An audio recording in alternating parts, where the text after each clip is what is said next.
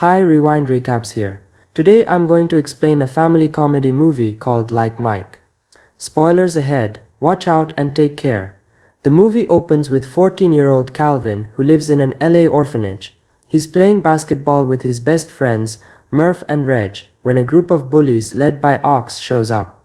Ox mocks Calvin's height and challenges him to a one-on-one game. If Calvin loses, he has to give up his favorite jersey. He accepts but loses badly. Ox then tears Calvin's jersey and mocks him. Still hopeful, Calvin says one day he'll have a family who'll buy him 5 jerseys.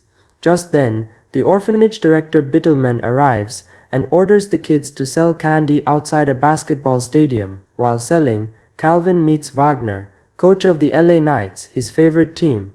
Wagner is impressed by Calvin's honesty and gives him 4 free tickets to tomorrow's game.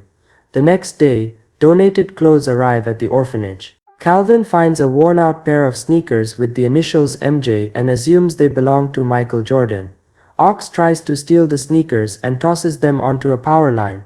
That night, during a storm, Calvin retrieves them.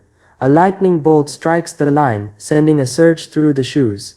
At the game, Calvin uses one of the tickets to let Ox join and avoid trouble. During halftime, a fan is picked to play one-on-one with the Knights star, Tracy Reynolds. Calvin is chosen and with his newly electrified sneakers, defeats Tracy with jaw-dropping moves, including a slam dunk. The crowd goes wild. Wagner and team manager Frank approach Bittleman with an offer to let Calvin play in a real game. Bittleman demands more money, and they agree. Calvin is thrilled and tells Murph and Reg, explaining his sneakers might be magical.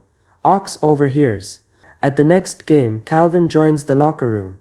Wagner admits Calvin was only brought in for publicity, but when the Knights fall behind, Calvin asks for a chance to play. With his sneakers, he scores 27 points and leads the team to victory.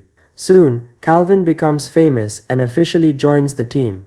He travels in private jets and shares a room with Tracy, who slowly warms up to him.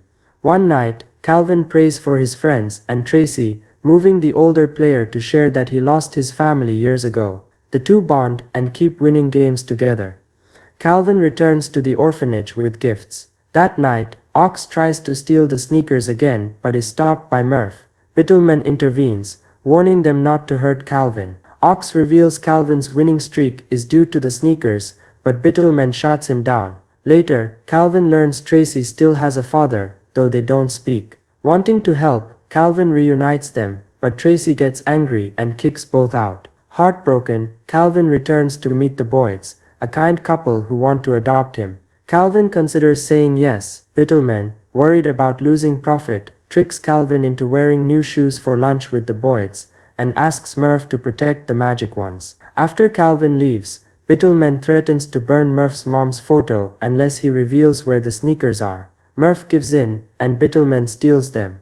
Bittleman then places a massive bet against the Knights in their next game, confident Calvin won't perform without the shoes. Meanwhile, Tracy reconciles with his dad. On game day, Tracy tells Calvin he wants to adopt him, but Calvin reveals he might be adopted by the Boyds. Tracy is shocked but supportive. Moments later, Murph calls Calvin and confesses that the sneakers were stolen. Calvin rushes back to the orphanage. There, Bittleman is watching the game and celebrating. The kids tie him to a chair and demand the safe code. Ox steps in and, touched by Calvin's words about unity, opens the safe himself. Calvin grabs the sneakers and the kids ride scooters to the game. Bittleman contacts the bookies to stop Calvin. They chase the kids, but Calvin escapes and reaches the stadium.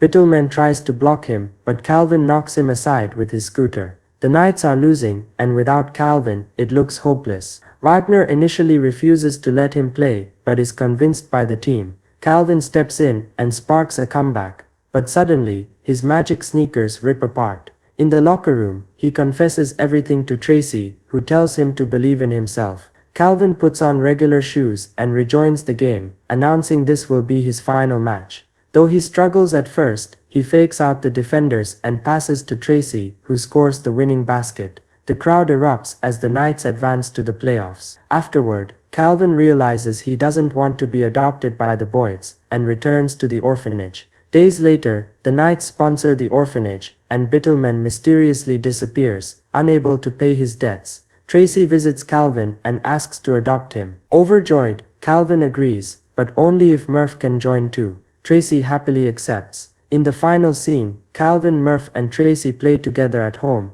having found the family they always dreamed of. And we see from a photo on the wall that Reg also got adopted. Subscribe for more videos like this, turn on notifications, and leave a like to help the channel out. Thanks for watching.